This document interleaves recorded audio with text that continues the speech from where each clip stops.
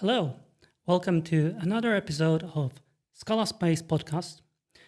I'm Łukasz Biały, and today with me is Olivier Melois, principal engineer at Disney, working at Disney, also working on Disney Plus platform. Oliver is the author of Smithy 4S toolset, and it's an IDL, it's an interface definition language that allows you to define the contract that binds multiple services together. Oliver, I would like to open with a slightly provocative question, I think.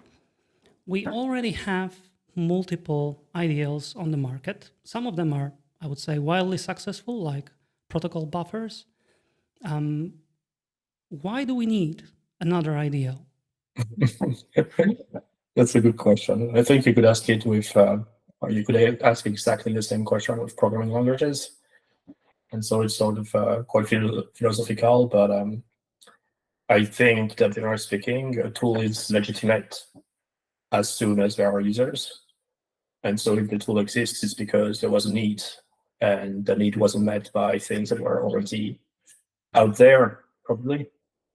So yeah, like Smithy in particular, like in the context of this question, Smithy was built by AWS, and it's something that has grown inside of AWS for a decade and a half before they've open sourced it. So that sort of tells you that there was a need within their organization. Now, whether Smithy can be useful to other parts of the industry, I think it is. And as soon as there is a use case for it, then it's legitimate. Could you tell us a bit more about what kind of an itch AWS had that they needed to invent their own IDL? Exactly. Yeah. That's the right question, isn't it? So essentially, like I think it all revolves around baggage, and AWS has been one of the first cloud providers that was immensely successful. And they started with a few services that they had built for their own case, Amazon being an online shop, and decided to sort of sell it as a product to software engineers. And so there was this sort of organic growth of like services being built by AWS and being sort of open to other parties. And when things happen like that, essentially things tend to be a little bit messy. And there's a lot of ad hoc decisions that are made during the design and the development process of the services. And over the years, the ways that AWS is used to develop services are sort of scattered a little bit, to the point that it was becoming hard with the sheer volume of services that they're putting out and the sheer number of operations that people can call. It was becoming, it was getting a bit out of hand, I think. And Smithy, he's an effort to sort of put the toothpaste back in the tube and to create order out of a messy situation and capture little bits of semantics that occur during the development process in a sort of unspecified manner and capture them into something that is well defined and well specified in terms of behavior and expectations. So that's my understanding of how Smithy came to be, and it was latest iteration of a long process of experiments and efforts, I suppose. Okay, long chain of experiments. Okay, so I guess it is kind of different to what happened at Facebook, I think, and Google. Both of those companies came up with their own IDLs also.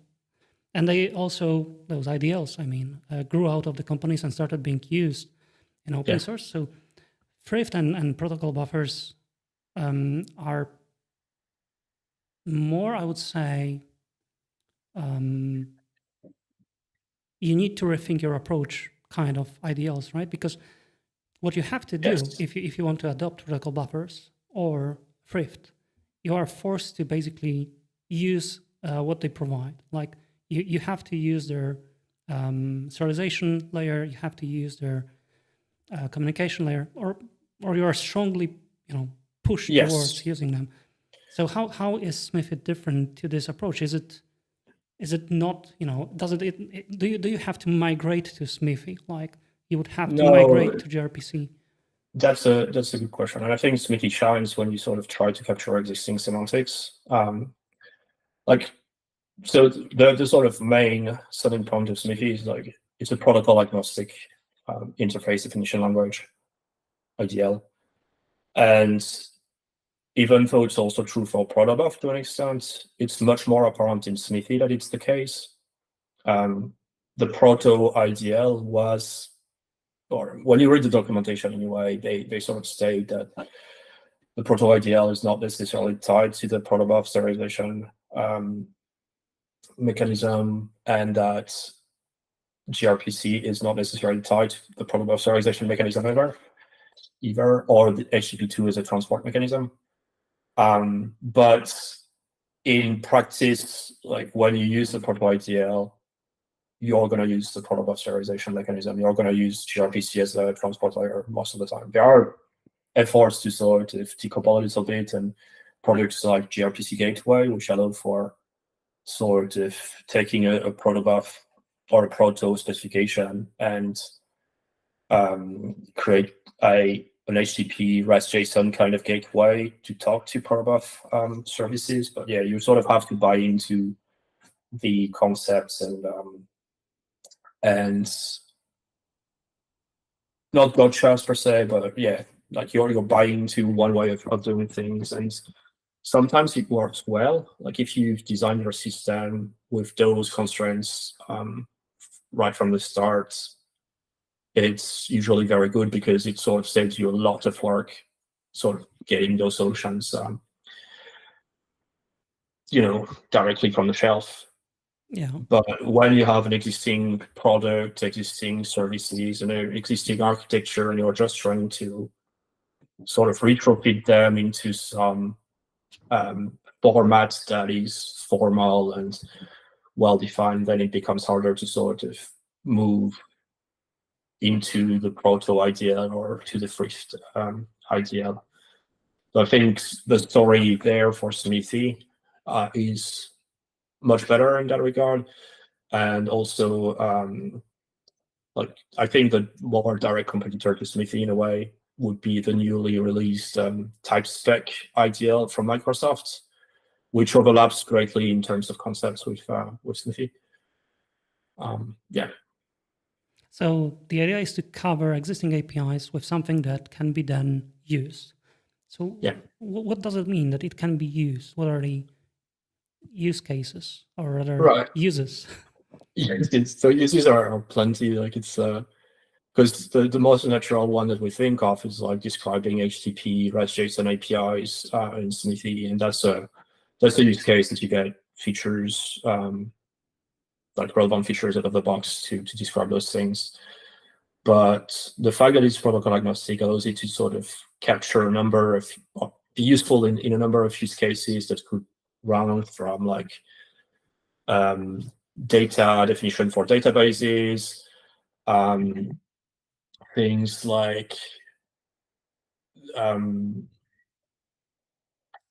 I can't really say too much about some of the use cases that we use it for, but like tracing, like understanding that some bits of a particular payload could be used for tracing or logging or some things like that. Like the way that Smithy works essentially is that you have a set of core semantics that lets you fundamentally, or that sort of pose the foundation to describing data and operations, and then you sort of enrich those definitions with annotations.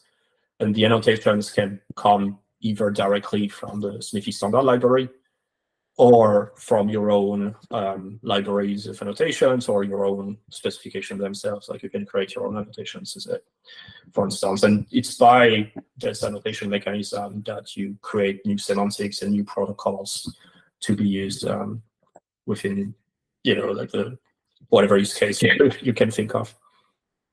Okay, so Smithy is trying to basically cover anything that could be constructed as an interface. Am I getting this correctly? Yeah, or lost like a great number of things. Like it's not trying to sort of compete with GraphQL, for instance. GraphQL is very specific in the IDL landscape, Oh, okay. I think, and in the protocol landscape, if you sort of consider it a protocol, which it kind of is. But yeah, it's sort of, you can potentially, and you can capture the proto semantics in Smithy. You can capture RiseJSON semantics in Smithy. You could capture Avro semantics in Smithy, for instance. So yeah, like you can sort of capture a bunch of different use cases in Smithy. Okay. Could I ask, provided that it's not covered by some NDA, could you tell us about the origins of the Smithy 4S project, how it came to be? Yeah, it's actually an interesting story. So originally, it was we had a hackathon back in 2019, Disney Streaming, or when it was called Disney Streaming back then, and I led a project that was aiming at doing a pure Scala DynamoDB client. So something that would not actually wrap the Java client for DynamoDB, but rather co-generate a client that would, do what the client is supposed to do in order to talk to AWS. And started from there.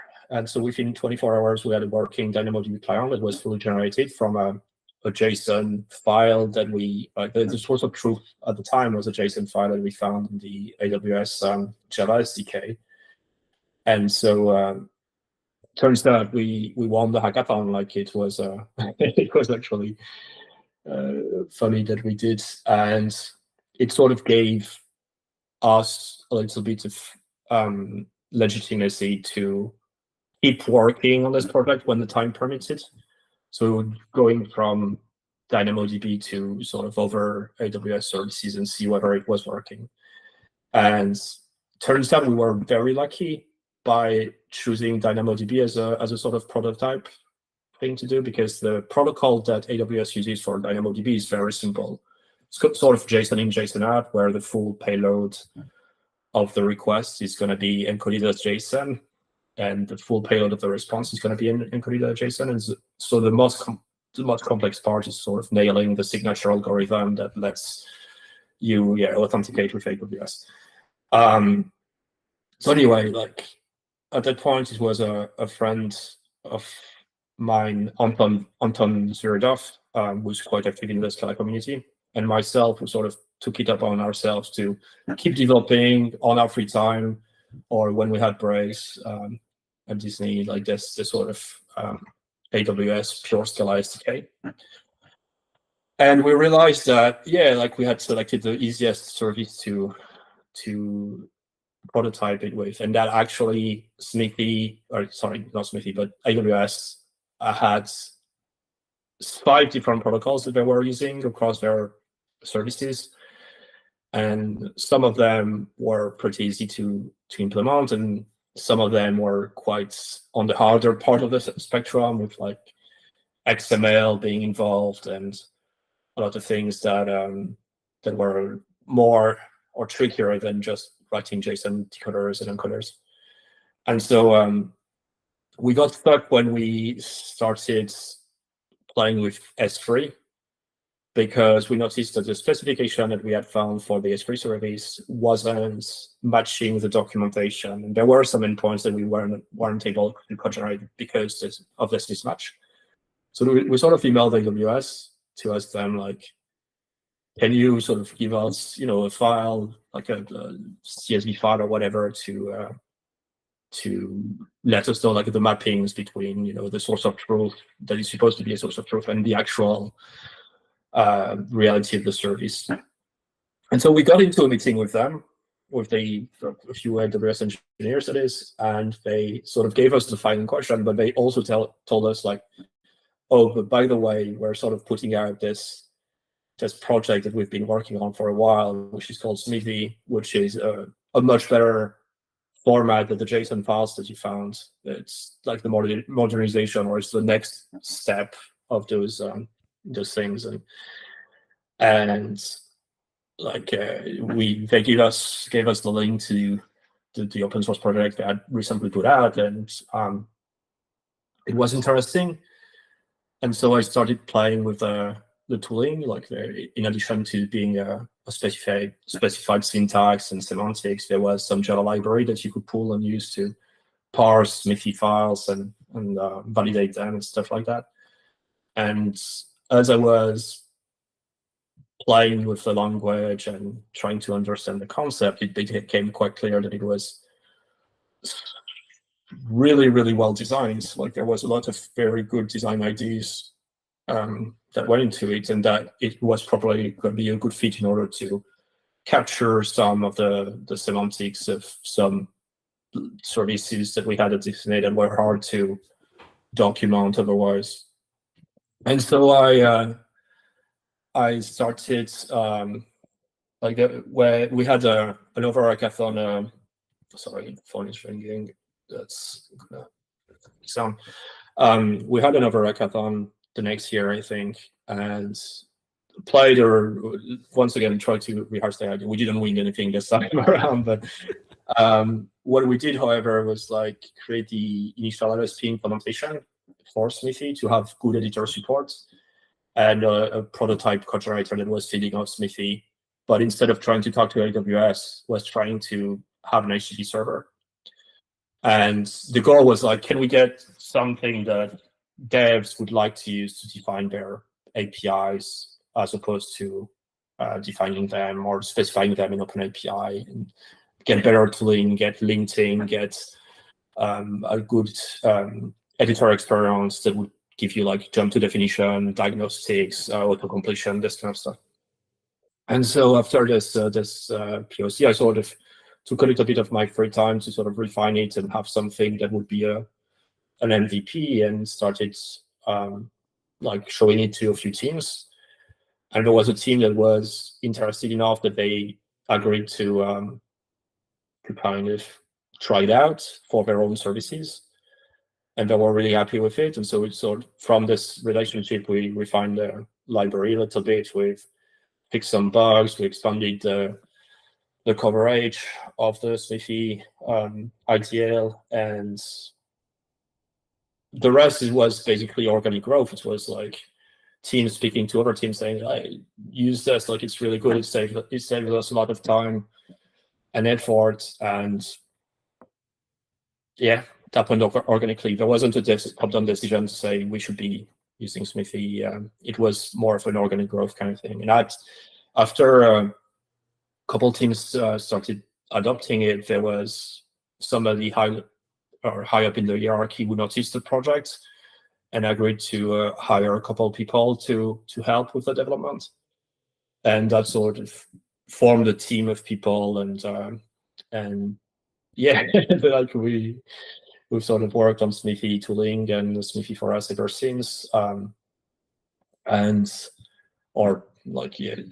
a lot of things to say about how the project is going right now. But essentially, Disney has sort of a dedicated team to work on Smithy tooling and like API registries and this kind of stuff within the organization. And now, that's it. Okay, so I think it sounds like your workplace basically repeated the same situation that AWS had, right? Because there was no big migration. There wasn't, we're adopting this technology, rewrite your stack in 2 months. Nothing like that. It's just adoption and... Yeah, it's like organic adoption, organic like being interested, and the fact that you don't necessarily have to, like some teams sort of did the work of specifying their APIs a posteriori in Smithy, covering what they had already implemented, and like slowly transition to the code-generated routers and reverse routers. But yeah, there wasn't a big bang kind of let's switch to this kind of thing. It's really been organic as much as possible, and people have been really happy with it. Okay, and from what you're saying, I get that it seems that there was a boon to productivity. It wasn't just okay. Let's make things more systematic. Let's make things more clean. It was something that started benefiting the development teams Yeah, by just adopting that. I mean it's sort of a virtuous circle kind of thing, because if you do have tooling that gives you some guarantees that your implementation is going to match the specification, you have an incentive to use the specification format. And the more people use it, the more people are incentivized to use it, essentially. And I think like having this sort of one way of talking about APIs, like it's a separate format, you don't have to read the implementation, you don't have to sort of jump into another team's code base in order to see what the API is actually like. You get a neutral space where people can open pull requests and discuss it. It's quite organic and it's quite natural for development teams to abide by this process. And then the boon of productivity is quite, or was quite noticeable for teams that were in particular starting new projects. Like we had a few teams come to us and tell us, we've been able to meet our deadlines thanks to the tooling that you've put out. So that's a huge validation point for us, That's really impressive. So maybe we should put a face to the abstract name that we have. Mm-hmm. Could you show us how Smith actually looks like? Yeah. Okay, let me share my screen. Screen 2. There you go. All right. Let me know when you can see it. Can you see it now? Yep. Yep. Cool. All right. So this is the project that I've generated from SVT, from a GitHub template. It's type SVT new. Like Smithy for us is actually part of the list of the projects that are provided out of the box, like just without having to have the reference to the template itself. So I generated it from this, and I've sort of removed some stuff to make it a little bit clearer to people who are probably not familiar with the IDL. So we're gonna go through this example. It is very, very sort of simple. It's a hello world service that has a single operation called hello. Hello takes an input that's a person, and the output of the hello operation is a greeting. So as you can imagine, like you sort of provide a name and you get a message. So operations inputs and outputs are or must be structure data types. So you have a structure is basically like your case class. It's a sort of a product type or a record type in a way. It's a number of fields that are going to be grouped together in a data type. And there's a bunch of primitive types that Smithy provides you with that are going to be the leaves of your data definition. So you have string, you have Boolean, you have the usual numerics, integer, longs, floats, floating numbers, doubles, big integers, big decimal. You have timestamps, which indicate like a point in time. You have JSON as or basically it's called document, but it's just JSON ADT. And it's sort of a pragmatic decision to consider that document or JSON is a primitive type. And it's actually quite useful. And that's about, and bytes, like a byte array or blobs, which are byte arrays. And additionally to that, you have a bunch of, so you have like enumerations, and then you have lists and maps, and you have unions, which are the dual of structures. So it's like if structures are a product type, unions are the co-product or something. Sure. And so those are the semantics, like the core semantics of the language. Sure. You mentioned that it's completely agnostic in terms of how those data types or whatever those things are going to be transmitted, or where they are going to be transmitted, how services and operations are going to be mapped, right? Yeah. So I'm curious. Is like this structure that we have here? Is this Mhm. basically a body JSON of HTTP Uh, requests? Not necessarily, and Oh, that's the thing. It's a good question, but it's not until I've put some definitions or some annotations on those data types. Right now, I'm just thinking of the modeling in terms of like business level requirements or domain specific constructs. I'm not thinking about the serialization, and I can sure. go a bit further than that. Like I can actually define like what would be like new types or opaque types in Okay. Scala and do this kind of thing. So I can sort of really have a fine-grained modeling of my business domain. Okay. And then in order to sort of give meaning to this particular specification in the context of a sort of REST JSON HTTP kind of protocol, I'm going to annotate those things with specific annotations that are understood to formulate Okay. or to capture the details of like how does this thing get transported to another service during a remote communication. So let's try and do that, shall we? Sure. So I'm going to start to say that the service is a simple REST JSON service. So this annotation here is one that's provided by a library of Smithy trace called Alloy, which is maintained by Disney.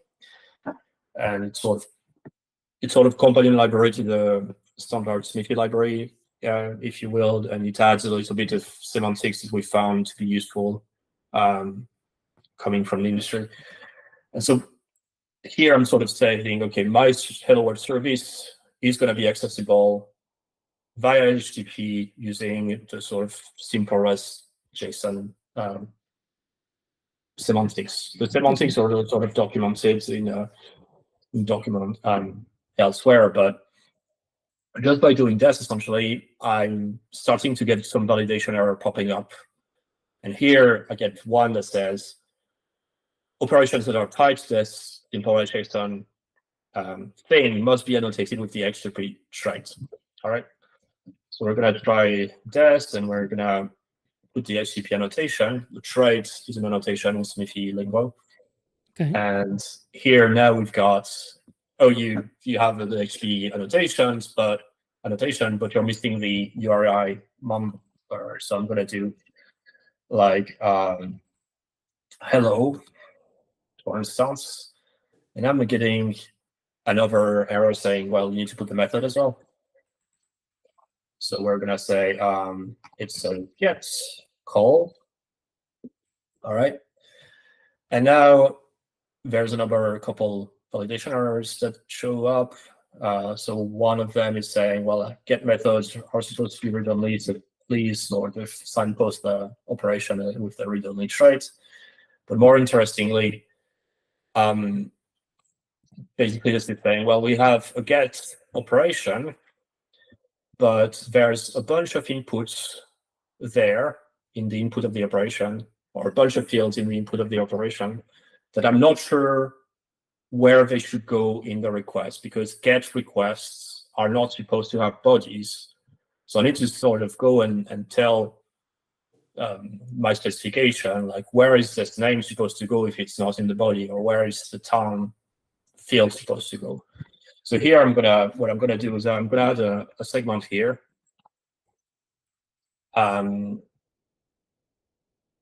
That is gonna match one of the fields.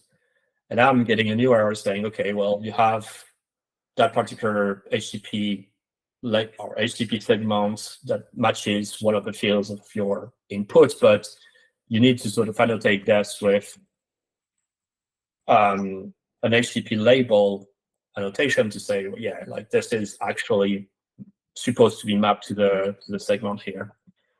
Okay. And now same thing goes for the town field, like it's there, but it's not part of the HTTP metadata. So Smithy says, well, if it's not part of the Smithy, the HTTP metadata, it must mean that it's part of the body, but get operations are not supposed to have bodies. So let's do something like HTTP query from There you go. And now our specification compiles. And like very simply, just by looking at it, it should be easy to understand what is actually expected.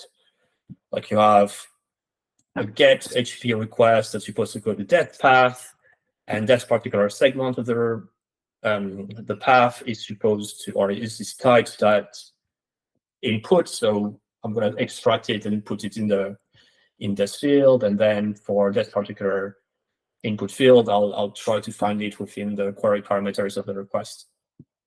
And that will sort of be the body of the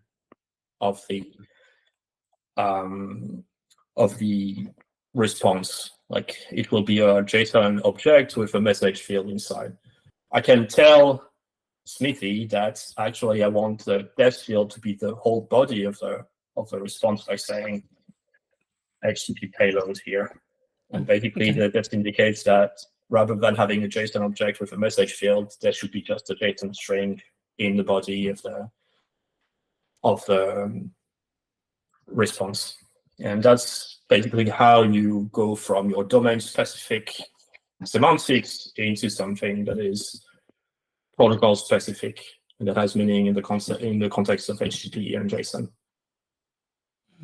Okay, I think I'm kind of getting an intuition, but I'll ask anyway. How would you add errors to this? Yeah. So usually you have multiple failure modes for APIs, right? Yeah. If parameters are wrong or there's a mistake, how would you do that? Yeah, exactly. So essentially, operations can have inputs, outputs, and also errors. So input is you have a structure that's an input. The output, you have a structure of the output. If it's not there, Smithy assumes that it's basically an empty structure instead. And for errors, you can define your own error structure. So let's do something like structure not welcome. And we're gonna annotate this particular structure with the error trait. And the error trait is expecting to receive either a client or server as ability to say, well, this is a client error or server error. I put it as a client error. And right here, I'm just gonna fill the errors fields with this particular data type here.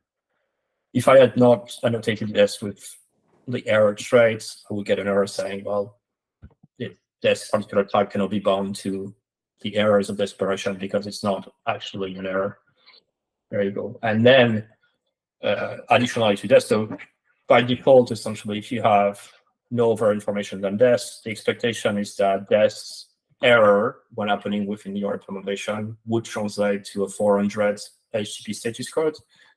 And you can refine that by saying HTTP error 401, for instance, for unauthorized.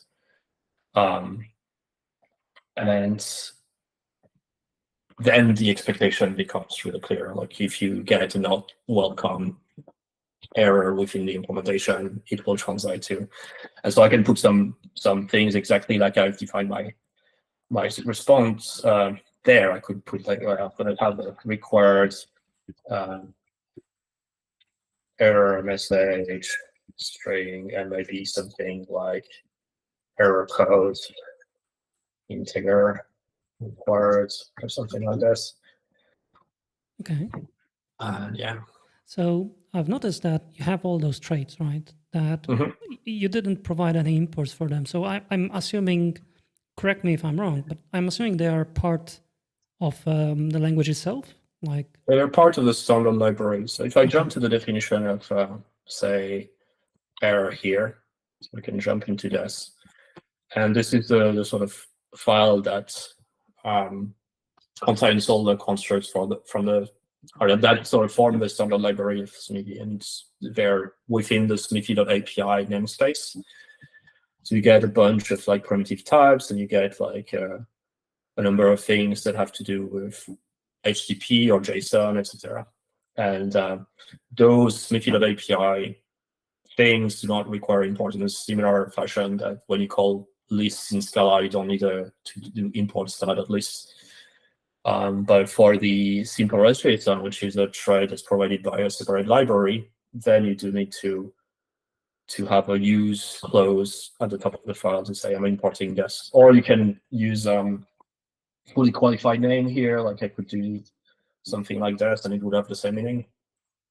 But I can also jump to the definition of that and see like the definition of the protocol essentially.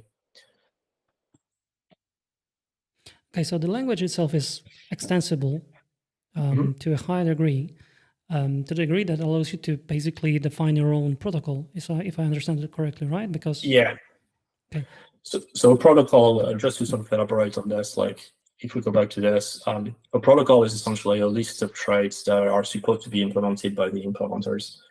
So it's like saying, I've got this set of semantics that, if implemented correctly, is going to come with a guarantee that two implementers will be able to talk to each other. And that's quite useful in that it sort of reduces the scope for tooling builders or implementers in order to build compliant tooling, essentially. So it really sort of reduces the scope to something that's achievable and exhaustively, listed. And so that sort of differs from OpenAPI, where all of the HTTP semantics are sort of crammed into the same thing. And if you try to implement support for OpenAPI as an IDL, you're going to cry really, really fast because there's so many things that you need to take care of, and some of them are really not necessarily playing well with one another. So having this sort of notion of like, okay, we have an IDL, and within this IDL, there may be like several protocols, and each protocol is a list of like a reasonably small list of a number of things that are relevant.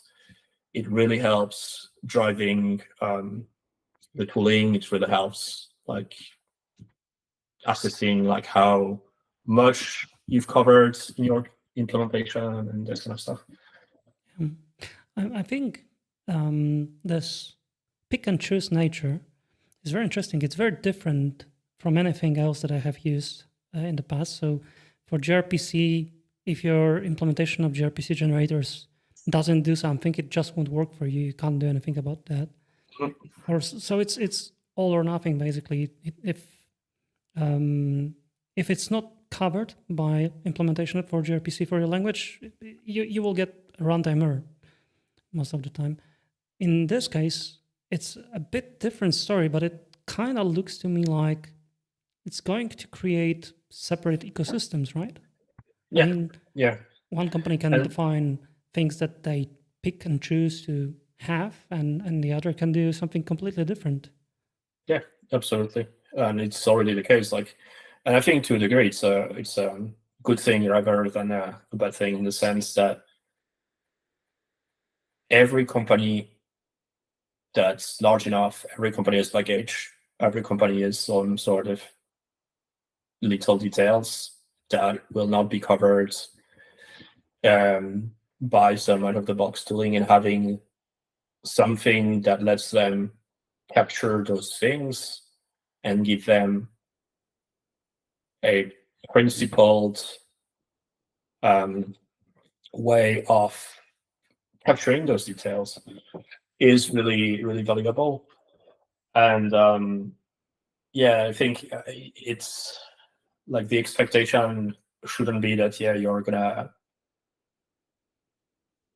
get into a company that uses Smithy and just be completely 100% clear about what essentially their Smithy tooling does, but it will give you a good basis for understanding what the tooling does. Essentially, it's that little bit of a difference really between something that is extremely like prescriptive, like a gRPC protocol, to something that's more fluid in the sense that each organization can define their own semantics, or sort of pick and mix the bits of semantics that they're interested in, or create their own completely protocol. One interesting bits are simple JSON protocol that's sort of coming with support out of the box in Smithy for us is the fact that we're reusing traits that are provided by the standard library out of the box. So there is a notion of overlap a little bit, where there's not a 100% guarantee that any service that uses the simple REST-JSON protocol will be able to communicate with something that would be using the AWS REST-JSON protocol. But there's a reasonable level of confidence that if you have a Rust code generator, for instance, that understands the AWS protocol, chances are it will be able to speak to a service that would be implemented in Scala against the simple REST-JSON protocol. If that makes sense. Okay, so it looks like universality is not the goal here, more like internal consistency, because the one company that decides to adopt Smithy will, by just the same process that you described before, by teams talking and putting tickets to team that implements stuff in Smithy implementations. Yeah, it will gravitate towards something that works for this company, but it's not necessarily guaranteed that the same thing will work across companies. There's no guaranteed universality like with gRPC, for instance. Yeah, absolutely. And whether it's a good thing or bad thing is discussable. I think it's a good thing. But yeah, I can understand why it'd be why in some cases people would be reluctant to adopt Smithy over something like Protobuf. Like if you have a greenfield project and you're working, in a small startup trying to get things out of the door as fast as possible. Like if you have an architecture that requires services to talk to one another in your backend, then going with gRPC is probably a safer bet because they're tooling for a vast array of different programming languages that is guaranteed to sort of work with one another. But it may be that at some point you're going to have some use cases, down the line where the proto IDL will not be flexible enough to let you describe those use cases very, very well. So sort of the trade-off is like, you get more out of the box, but chances are it won't be as flexible as you'd like it to be down the road. But yeah, like it's really dependent on, I think it's like everything, like the best IDL to choose is really dependent on the use case. It's really dependent on the company. It's really dependent on the programming languages that you use at your company, on the culture, on whether you have like people who are passionate about building tooling for others, or people who are just wanting to work on feature work, this kind of stuff. Yeah, I was just going to say that it seems like Smithy is awesome at sorting out the tech culture at a company. Okay, I wanted to go back to the examples that you're working on. So what is the extensibility story for a Scala developer? What can we do something Scala specific with Smithy, for instance? Yeah, sure. So an example is that like Scala developers like their types, and they like things to be reflected in types, like constraints and particular rules, etc. And that's a feature that's also slightly like it's similar to a feature that's provided by Scala PD, but we have a feature to essentially state that a specific trait is meant to be understood by the code generator to have a conversion between the type in the specification to a type that is Scala specific. That would sort of be added. That would have like constraints directly baked in the type itself, in a way. So as an example, we're gonna do something that's gonna add a phone number on a person. So actually, we're going to start by saying like string phone number. All right, and add a field here. Phone number. We're going to be optional. We're going to put it in a query parameter like phone. And what we're going to do is, like, if we co-generate it like this right now, well, we get a compiler because I've got a little program associated to this project that essentially wires the co-generator within a HTTP server. Oh yeah, actually, so right now, when I do this, if I go to the generated code of this operation here, so the generated code, the generated code is a little bit scary, but there's a hello method that matches the operation, and you can see the input is the person here, and we can see that this phone number field being generated with a phone number type. This phone number type is it's actually it's not gonna let me go to the definition of that, is it? Source managed. There you go. So it's sort of a new type. So within, like, out of the box in Smithy 4S, when you do something like this, Smithy 4S will generate a zero allocation wrapper that will be named after. So it sort of gives you an additional level of type safety. But imagine that you want to have validation for this stuff. I was going to ask how you validate that. But... Well, yeah. So out of the box, without any more information, Smithy for us is not going to be able to do that. So what we're going to do is basically write the necessary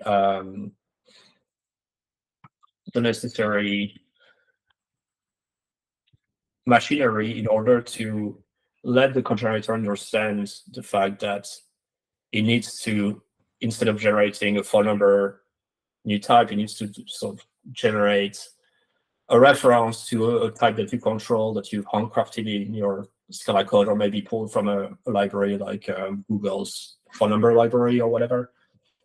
So we're going to create a validated phone number case class that is going to be backed by a string. I'm just going to change the references here.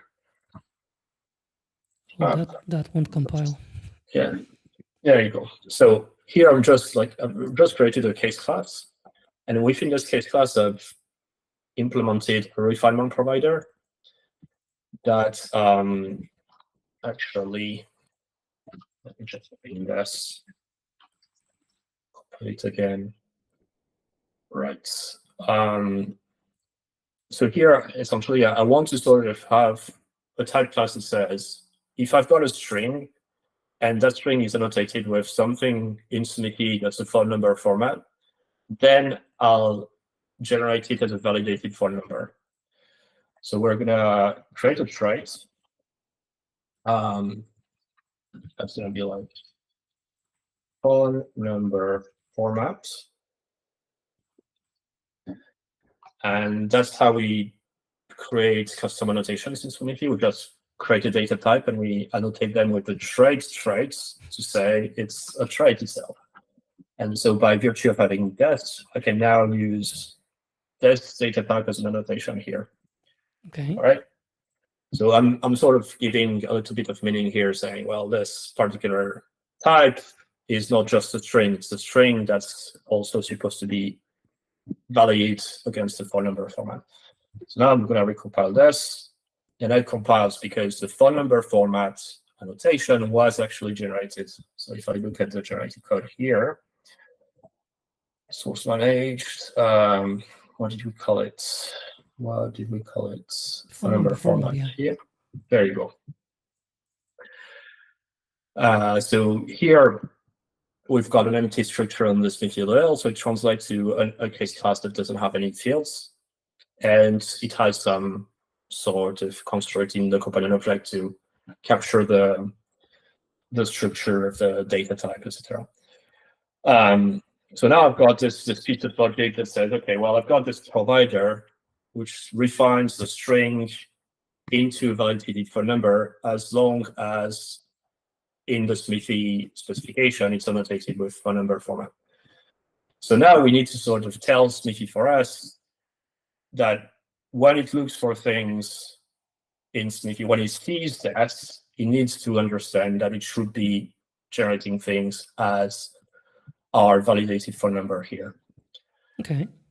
So what we're going to do is we're going to add on top of this thing, we're going to say, well, it's also not just a trait, it's also a refinement. And this is provided by the Smithy.meta refinements. Okay, so what do I have? What have I done wrong here? Smithy.meta refinements. I'm just going to put it at the top of the file, see if that works better. Yeah, it's probably because the protocol, yeah, it should have it. The target type must be correct, yeah, so okay, it compiles well. Just let me just look at the documentation again because I don't remember exactly how to use this. Okay, so it's got target type, and we're gonna go here, and it's common example validated phone number. Validated phone number. All right. Okay. So it integrates quite deeply with actual code that is being generated in this case Java or Scala language, right? Yeah. Yeah, in this case it's Scala. Unfortunately, as you know, the gods of demos or live demos have decided demos never work. Of course. Just gonna check that in theory. So phone number format, and clean the thing. Now it compiles. So why is it not happy? Is it that I should maybe just have the string here instead? And annotated with phone number format. Would that work? And no, it is supposed to be a. Okay. Phone number format, yeah. And in schemas. Oh yeah, because it's sort of now we've got the new type wrapping our validated for number. Okay, so in theory, I should be able to do something like unwrap here to say that we don't want it to be wrapped. I'd rather it to be directly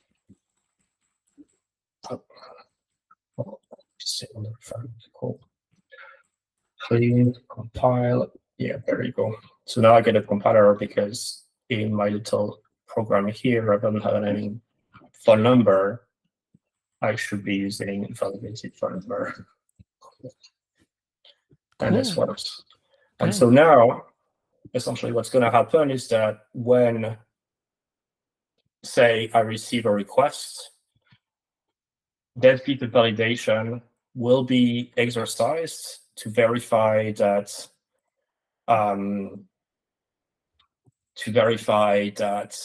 it matches the implementation rule that I've handcrafted there. And I don't have to do this wiring myself, like it's automatically done by virtue of having this trait here. It basically tells me for us when you decode a piece of information that's a phone number or that's a field or a data type annotated with a number format, you need to go through the validation that's within this that's associated with this validated data type. Sure. Just out of curiosity, is this possible to be used with let's say Rust implementation? What's the story if we wanted to have the same thing working in Rust or Python? Right. So yeah, that's where the sort of thing breaks, because in order to have it working with Python, you would have to sort of ensure that the Python tooling has an understanding of this particular phone number format annotation. We've created this mechanism in Smithy for us to let users with reasonably few lines of code to wire in their validation within the implementation of our interpreters.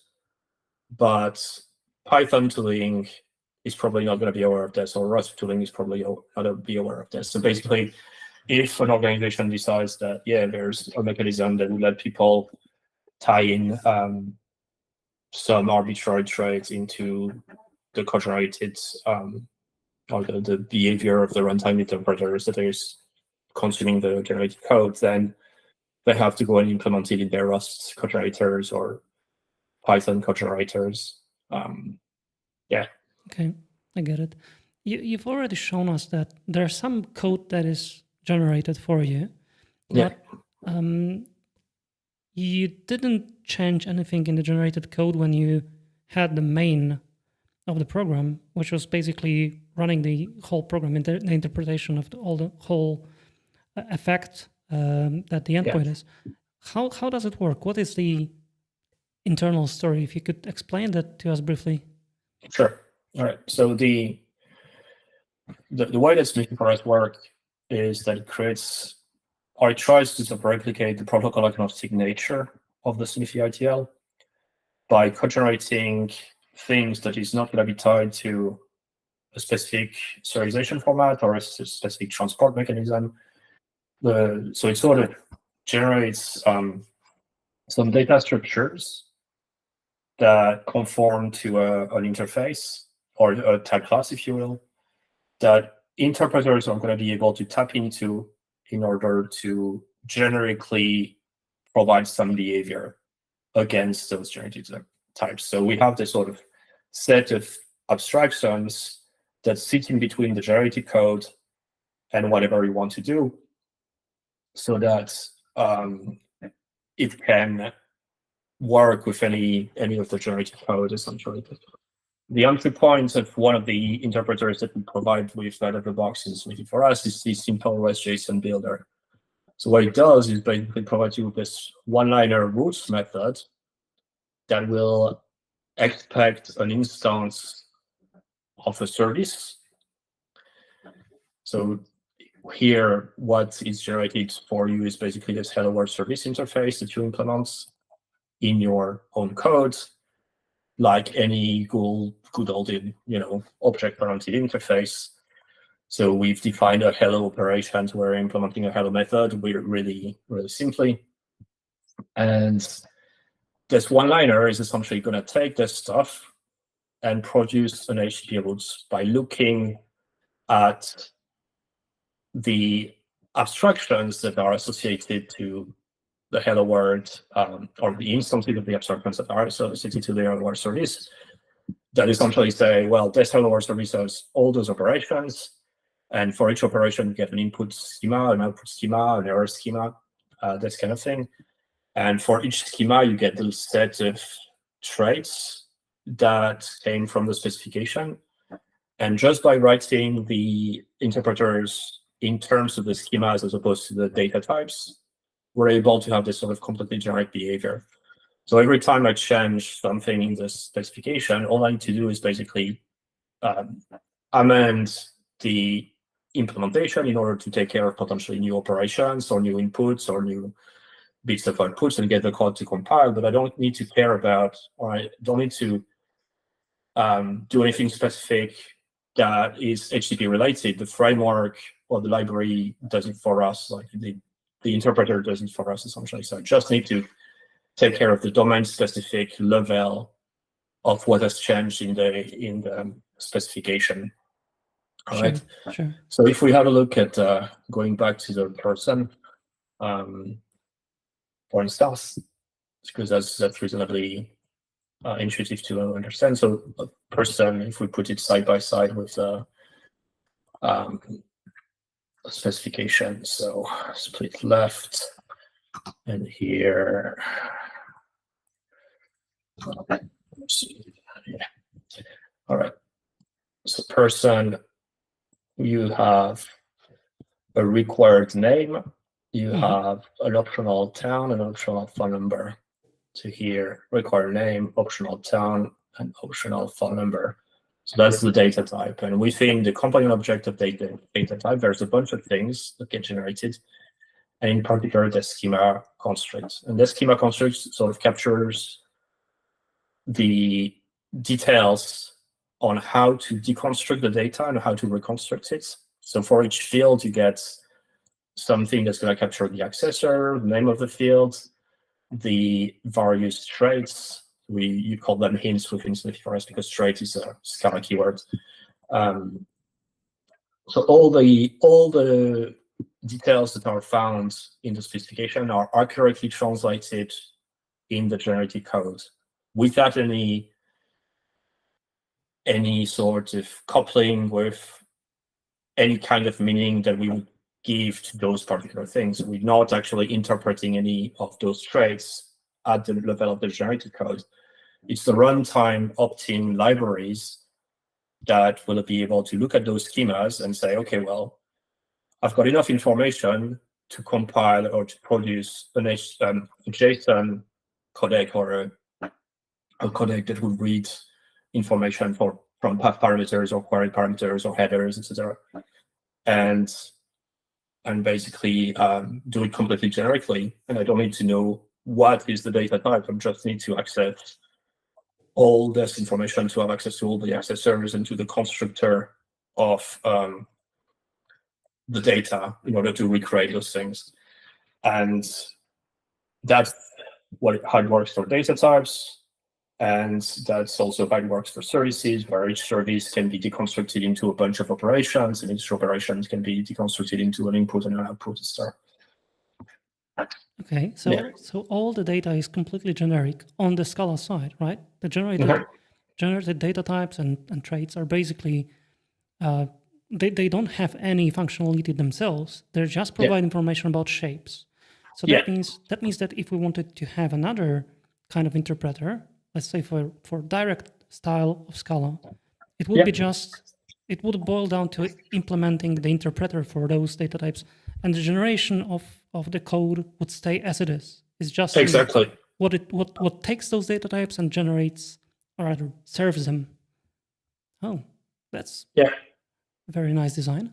And that's something that we greatly benefit from internally. Like we have put out one interpreter for HTTP for us, but internally we also have interpreters for other things, for other frameworks that are used within the company, and for other use cases than just HTTP or JSON. We have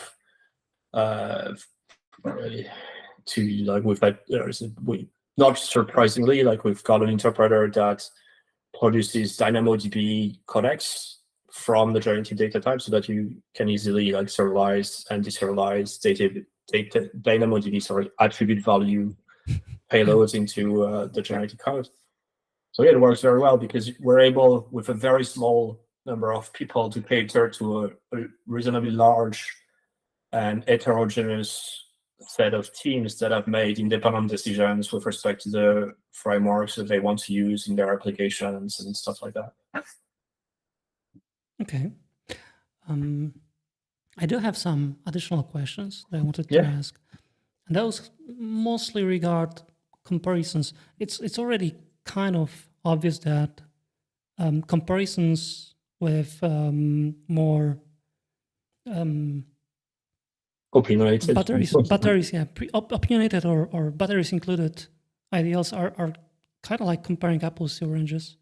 Mm-hmm. But there are some things that I think are quite interesting to think about. So one of the most major roles IDLs are expected to help with serving is to provide guidance or help with evolution of APIs. And Yeah. that's always a very problematic area of API design and maintenance mostly. Mhm. How to safely evolve an API so that it doesn't break stuff Yeah. for any parties that are using it. What is the story for that in Smithy? All right. So Smithy, as in like the full stack that is provided by AWS, is reasonably low level. Like you get a compiler that takes care of the parsing, the validation, like with extensible mechanisms that you can inject validation into. And you get a bunch of other things. And in particular, you get a Smithy diff library.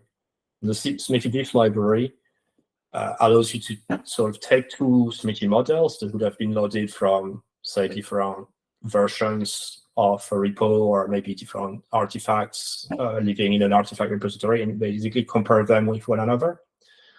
And there's several ways to use Smithy diff. The lowest level way is that it's going to give you a diff structure to tell you like, this field has been added, this field has been removed, this trait has been added, this trait has been removed. And you can build your own compatibility rules very simply based on that, because the semantics of the IDL, like the core / foundational semantics, like the structures, the data types, etc., they're really simple. So building something on top of this simple Smithy diff function is quite natural and quite simple, and it can sort of, you can capture very, very specific rules that are specific to your organization. And that's what we've done. Another way to consume the Smithy diff library is sort of to have a higher degree of or high level validation thing, where it's a little bit similar to the validation rules that we've had here whilst I was typing the specification, in that you get an extension point or an SPI, so SPI meaning service provider interface, so it's a standard JDK mechanism that lets you add plugins to a bit of software, and you can sort of inject validation rules this way. And AWS has a bunch of baked-in rules that work for them, and they're encoding the rules that they've refined over the years to ensure that it makes sense, or that evolutions of their specifications make sense. And it's up to an organization to decide whether they want to abide by the same rules that AWS has formalized, or whether they want to sort of create their own set of rules. I'll say the following, like the AWS use case is quite pragmatic within the boundaries of AWS, because the way that AWS sort of tackles code generation is that they're taking on the task of generating the SDKs for their users. So they, modify the specification, and then they generate the SDKs for Java, for JavaScript, for like all the languages that they support. And as a user of those SDKs, you consume them as libraries. So because you consume them as libraries, there's some expectations that you're entitled to have as a library user with regards to source compatibility and binary compatibility in particular, additionally to the compatibility rules that are coming from the API level. And so the rules that are baked in Smithy diff, when you use this sort of higher level, like diff validation kind of mechanism, they make sense when you take that into consideration. When you take into consideration the binary compatibility / source compatibility level of the APIs, but they don't necessarily make sense when you think about the API in isolation. So to give you an example, so in a service that you maintain, that you implement, if you change an output of an operation to add a required field, it's not a breaking change. because you're sort of giving more data to your users. You're not asking more of them. And if the users didn't need this data or was using a previous version of your API or whatever, it's just not going to be aware of the fact that this data is present in the response that you give them, and it's just going to disregard them. So it's going to continue working as expected.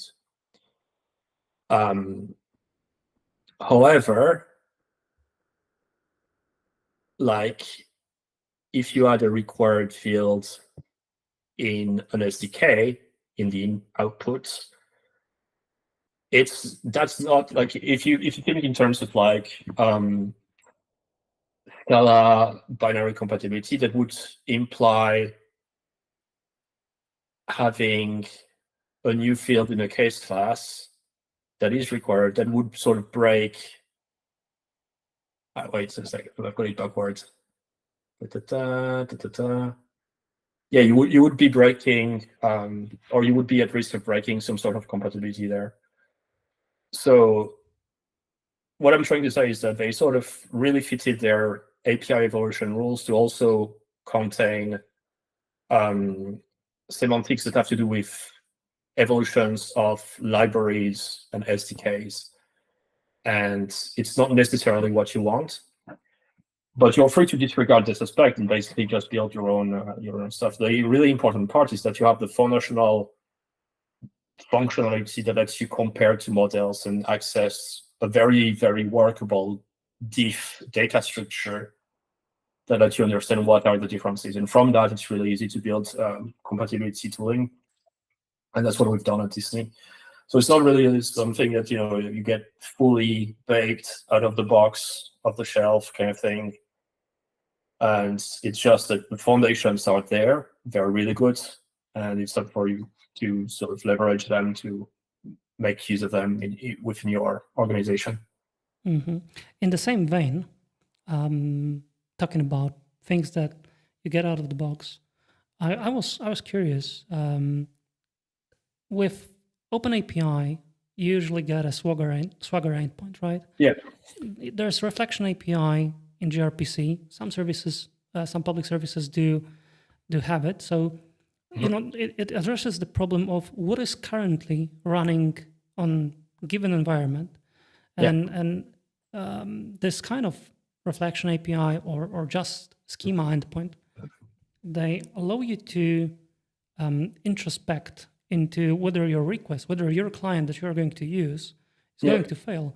Is there something like that is available for Smithy, or is it another thing that it's kind of like build it if you need it?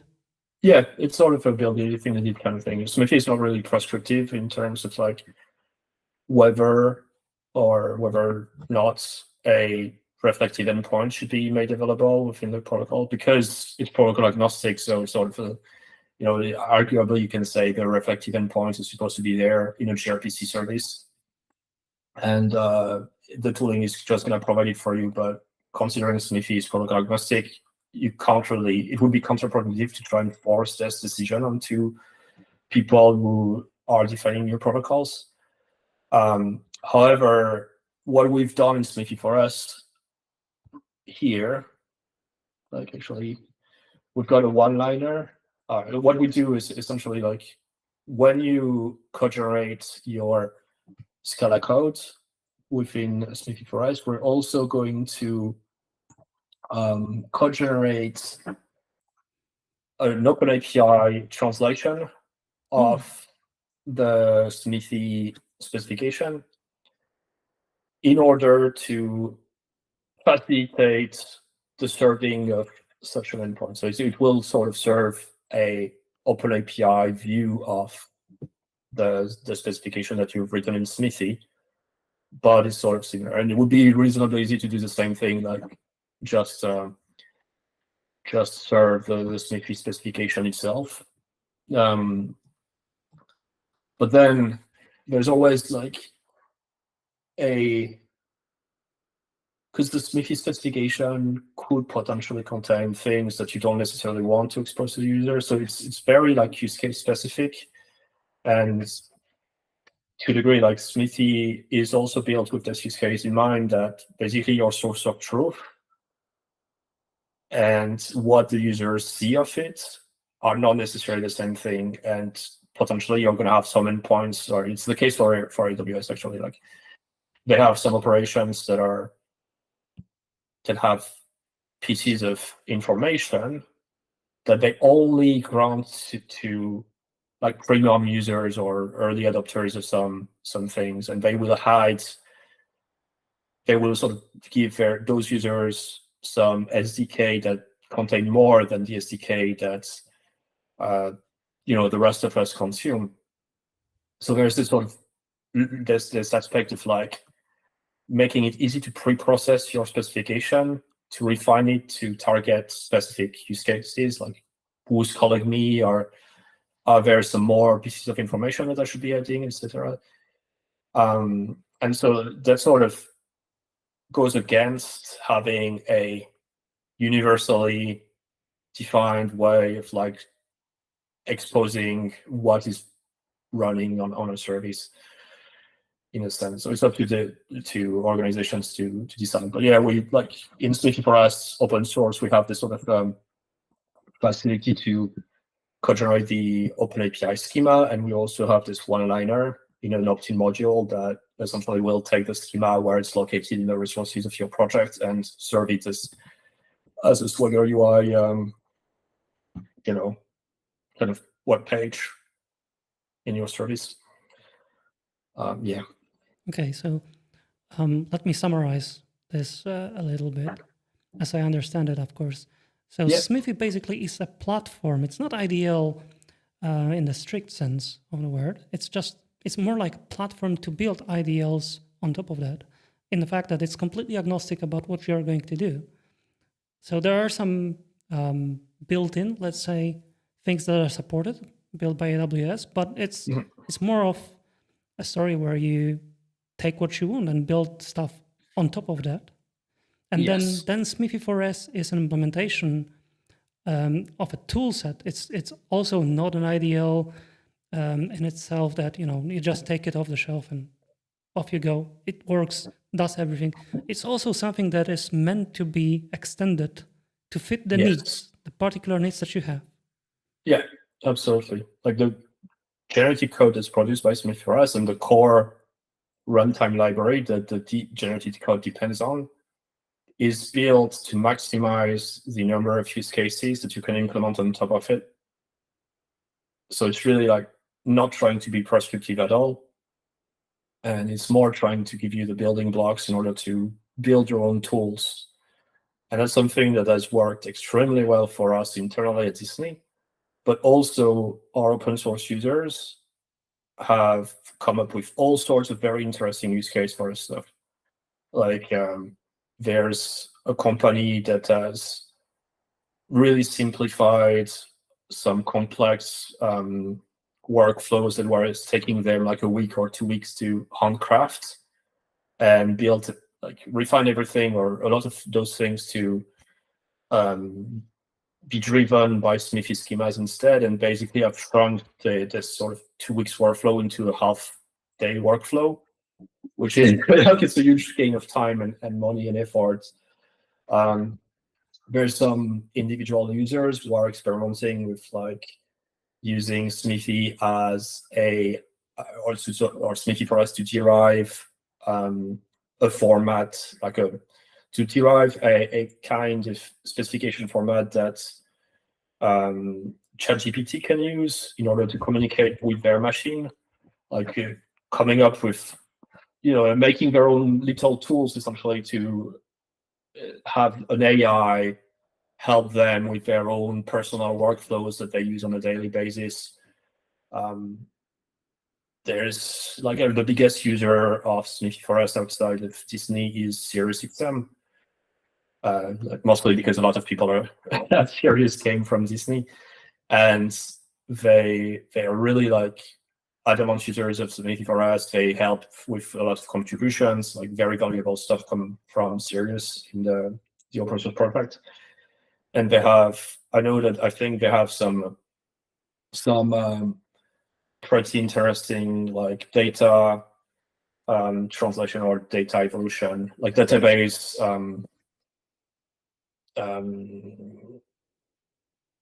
migration tools that are driven by Smithy for us that they've written against those abstractions that I was talking about. So yeah, it's really like a tool set or a foundation, like a set of foundations to build your own tools, as opposed to something that is going to climb. Like, it's not a framework, essentially, in the sense that, yeah, you can build HTTP services on top of Smithy for us, but you're going to have to put in the work. You're not going to be able to just get everything out of the box like you would a traditional framework like Spring or Play or whatever. Okay. I would like to remind our viewers that it is possible to ask questions on both Twitch and YouTube. We don't have any questions yet, but we are slowly moving towards the end of the podcast.